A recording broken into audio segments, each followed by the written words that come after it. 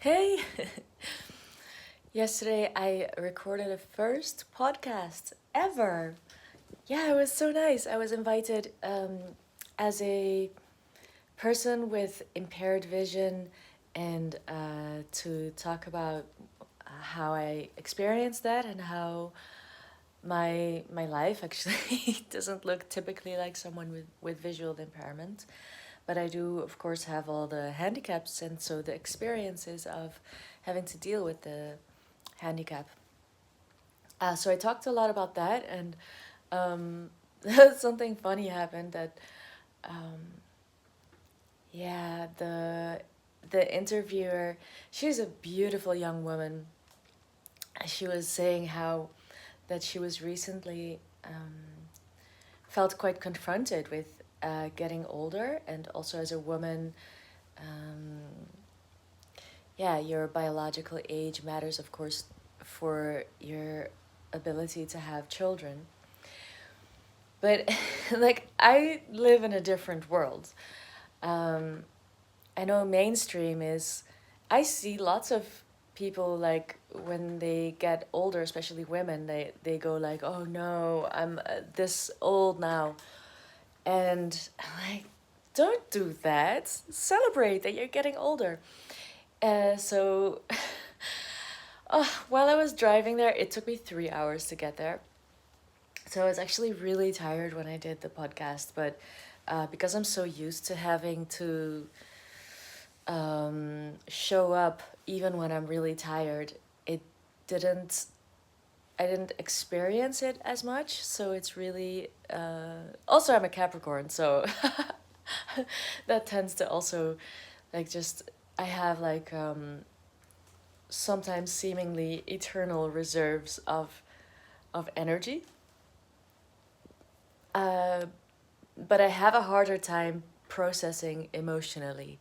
So that's actually the truth of getting into the reserves of the energy is like you'll always find in those places your weakest points. So for me, that's being emotionally aware of myself and truly to be very well present.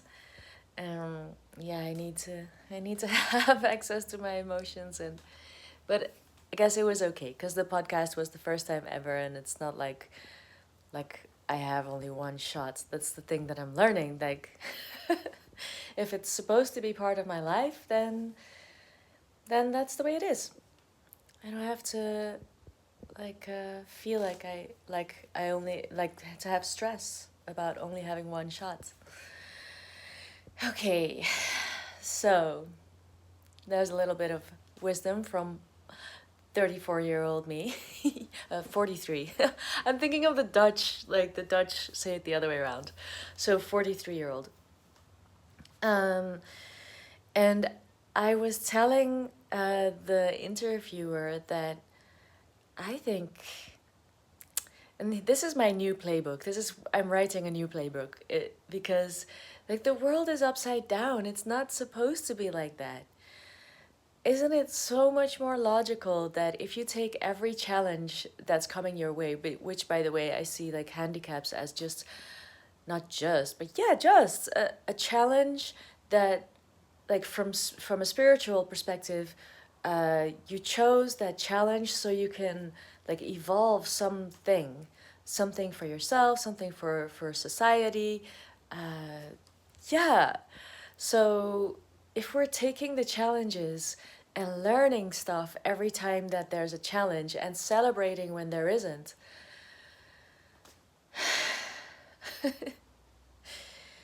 then as you get older, life gets better. You might not have the abundant energy to like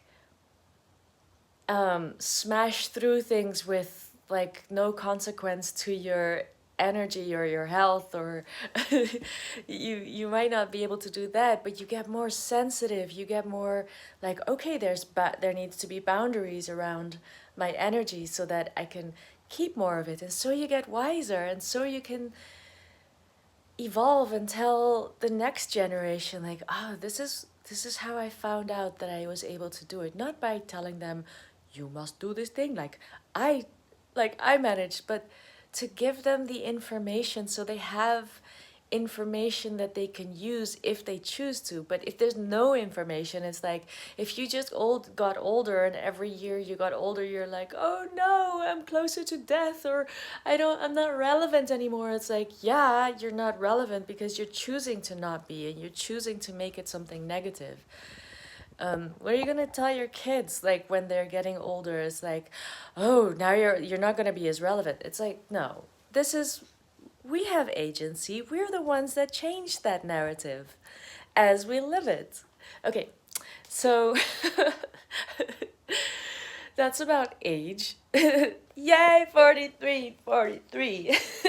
And every year is gonna get more amazing. I'm gonna turn 44 at the end of this year, so I can't wait. I think this is, every year has been more amazing than the one before. Okay, given I do have the privilege, yes, privilege, of knowing what that is like because I came from utter despair, like utter despair.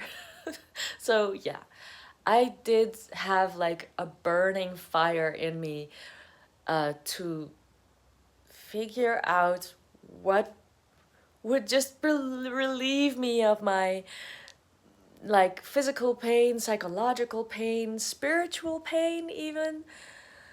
Spiritual pain wasn't as bad because spiritual pain is more like, uh-oh, do I dare to be who I know, what I know to be spiritually true?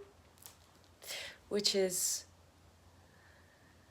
we gotta stop trying to survive. Or for me, it was like, yeah, I was living to survive, but I knew that wasn't the way. And so I had to get to a point where I wasn't, where life is offering me comforts enough that my body can calm down, and that I literally also physically don't feel like I'm in survival mode the whole time. So that's where I am at now in the past few years since I had an operation on my eyes.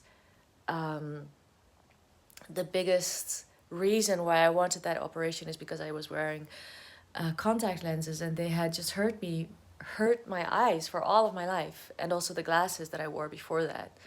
There's just so much physical pain involved that it was, yeah, it filled my days. And yeah, I lived with that and had to try to not to try to just cope and not feel the pain every day. And so I had to live past it, but it was always there. And it didn't get solved until now, in these past 4 years. And I've just been like recalibrating my whole life, my whole body, and telling myself it's just gonna get better. It's just gonna get better and better.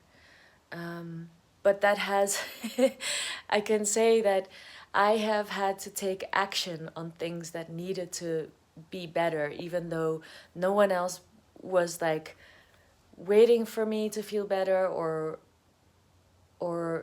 yeah, it was just, I've always felt like I lagged behind because my life, career wise especially, was not like I was not doing anything. I could not do anything. I couldn't get anything started. It kept like, I would try and then I would not have energy, and I would force myself, and I would like, it was like, if I was a car, I see myself with jump start cables, and I kept like, the car was just breaking down like all day, like 100 times breaking down, and I would just jump start it again. And yeah, trying to be socially also a chill person so I could have social connections. But of course, anytime anyone really got close to me, then, the truth of me would start to come out, like whatever was underneath all of that. And that was just very hard and very confronting for me. And yeah, until I had enough therapy. And now my last therapist that I still have now, yeah, I told the universe, like, I need a professional mom, because I'm just not, I don't have the tools to mother myself. I'm just, now I see that I'm just repeating patterns. And apparently the universe was like, we're on it, here she comes. And now I have her for a year. I've had that therapist, and we're doing so well. This is why I even managed to have energy to do this and to be consistent, because yeah, I don't know how to say it. It's like I really needed that, just a person to share my internal world with, and to reflect back to me the things that a parent would do. And oh, it's so many things, so many little things that I needed to receive from her. Anyway, I know I'm kind of jumping from one subject to the other. That's one of the things about me at this time. I wanted to tell you that I saw this mushroom shape as a, it was like I poured oil into my frying pan to make pancakes for breakfast this morning. I'm uh I've just eaten breakfast. I still have my coffee, and then after this I'm gonna go for my walk, which was like, yeah, I'm gonna go for a walk. Good on me. I have structure. But here I am doing this video. Like every time I like don't fulfill my structure, my whole body goes like, oh no, you know. But then I also had to choose between, like, I have this thing to say now. If I wait till later and like write it down, it's also just going to be different. So I'm just, all of these videos are tryouts and trying to figure stuff out. So I was making breakfast. I poured oil into the pan, and there was this mushroom shape that I saw, and I was like,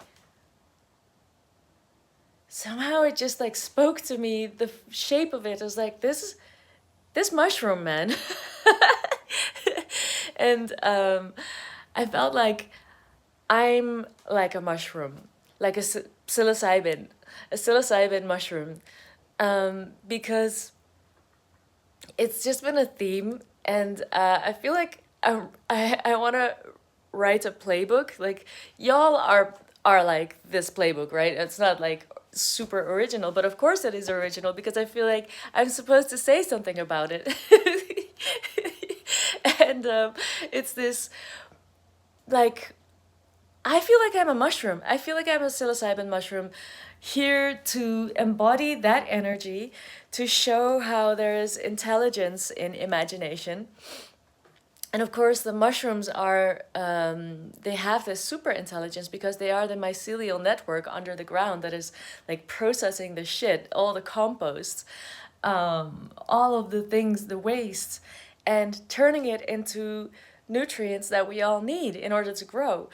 And so, like, sometimes I've said, I don't think I'm here to specifically like live the paradise on earth. Of course I'm living it because I am it. But I'm here to feed the roots so that the shit can start to be processed, and like feed the soil, the foundation, so that the next ones who are coming after us are having these much better soils, where the ones before them have actually transformed some of that heaviness that we had to live through. Um, and of course, psilocybins, yeah, they spark the imagination. They remove the veil, the filter that the mind is inducing, like the perspective with, saying like, okay, we need to focus on these things because that's how we survive, that's what's learned. And that's this kind of matrix idea, right? Apparently we only see 2% of what's actually in front of us, and that's because our eyesight and our perspective kind of narrows down to 2% because our brain is saying this is all we need to know now. And that's how you pattern yourself so that you can loop in and need only 2%. But that's the thing about consciousness, right? With consciousness and what mushrooms often do, if people have tried them, is if you're in a good mood, if you can like let go and let it show you, it'll, I don't know, it can do many things, but I suppose what I'm getting at is it'll show you what's happening in the backstage and how magical everything is, and you can reroute your neural pathways and change your perspective so that the front of the stage that you're living day to day changes. So anyway, I think I'm here to be a psilocybin mushroom, and oh yeah, I bought this course for like playing around with AI and imaging, and like, oh yes, I need that. Also because it sounds like so much fun. That yeah, anyway, that, and then I wonder if I can grow that into videos, but we'll see. Gotta stay in the moment. And how am I gonna do all of these ideas? I don't know yet. I'm a little nervous about that all the time, but then I tell myself, just relax. Just relax. Things come naturally if I'm in a more relaxed state. Oh yeah, the last thing that I wanted to tell you about is that, did you know, because I've told it before, did you know that it's just 2 years ago, I think, that I found out that I was conceived on a psilocybin trip? Isn't that wild? It's even like my dad thought that it was a different moment that I was conceived. Like, I don't want to know the details, but then when it turned out that I was supposed to be born on the 30th of December, and like, yeah, but if that was the due date, my mom's due date, then wasn't I made? Because he was like, yeah, you were made on like the 25th of March. And then he was telling me about this psilocybin trip that he and my mom had. and he was telling me all about how, yeah, that he has had this experience of this greater world and greater mind, and being inside of this like just being in this expanded, beautiful, harmonious understanding. And because I had asked him about how is it that he doesn't understand anything that I'm saying about spirituality, or how, like, the codes of the system that we live in, and that anyway. And he was like, yes, I do have that experience, and he told me about this mushroom trip, and I was like, and did that stick with you? Like, and he's like, yeah, I feel it every day. And then I was like, so when did that happen? And he was like, the 30th of March. And I was like, Dad, wasn't that when I was conceived? And he was like, no, because you were conceived on the, yeah, but you know, the due date. And he's like, you were conceived on a mushroom trip. I was like, now everything makes sense. Now everything makes sense. It was in Bali, in Ubud, and even the story about how they were, how they got the mushrooms was also just so cute. Yeah, apparently, I think they were shopping for groceries, for food, and then a guy at the grocery store offered to sell them mushrooms, and it was apparently a little bit weird, but my dad was like, yeah, let's do that. And then the guy said, okay, then I'll do it with you. And they were, can I do it with, can we go 3 of us? And they were like, yeah, okay. I think my mom had, I don't know if my mom had ever had mushrooms before. And then, so they went into the jungle and they went on this trip. And when this guy met them in the jungle that evening, um, he said to them, yeah, I'm going to give you your money back. I just felt really weird to I just wanted to do this beautiful journey with someone, with people together, but it felt too weird to just be offering for free, and someone might think I'm weird, and that's why I asked if you wanted to buy them, but I didn't really need you to buy them, so here's your and they're like, oh wow. so so I have no idea who that was. um but yeah, that's my story. So the playbook is like, can we have fun in this magical place? And when shit comes our way, it's like, oh goody, gobble gobble gobble gobble, I just got bigger. And I'm putting nutrients into the soil for the everyone else to use. And the more fun we're having all together, and also the mycelial network is like the intelligence network of the earth. Um, have you seen the documentary movie Fantastic Fungi? There's this poetic little piece in it where it's like the mushrooms are talking and they're saying, don't worry about death, because we are the intelligence network of the earth. We are connected. When you disintegrate back into us, and we're always here. We're always evolving and just trying out new forms.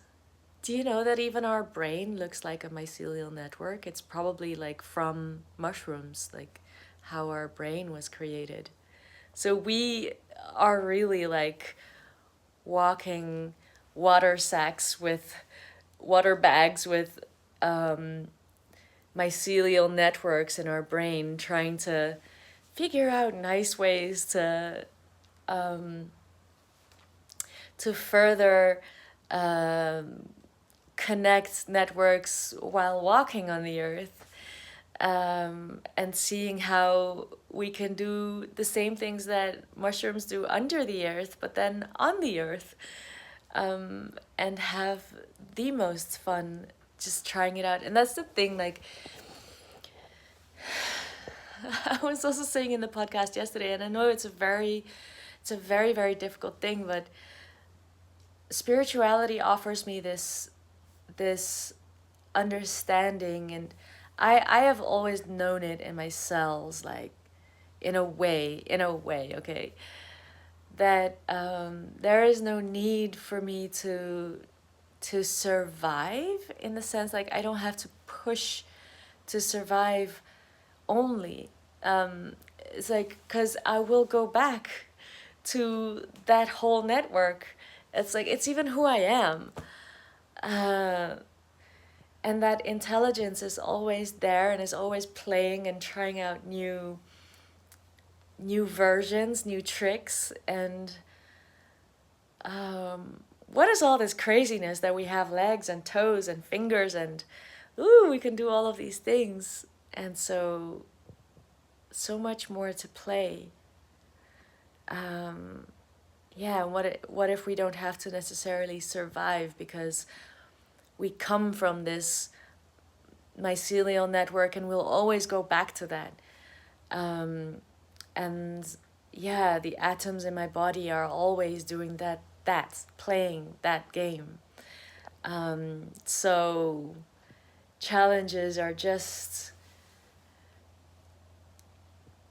ways to create new mutations. And we're just getting smarter and more connected, and now we have the internet, and it's like, oh my god, what's stopping us? So yeah, I wish you a beautiful day with this mushroom consciousness. I hope you have a colorful and fun day, no matter what. Yesterday I made this tattoo with the henna, but I'm not entirely happy with it. But it was to remind me that the buzz of life is always present, and it's up to me to choose to respect that buzz of life moving through me, and yeah, like use it um, in a functional and uplifting way. Okay, so that's my message. Have fun today. Bye.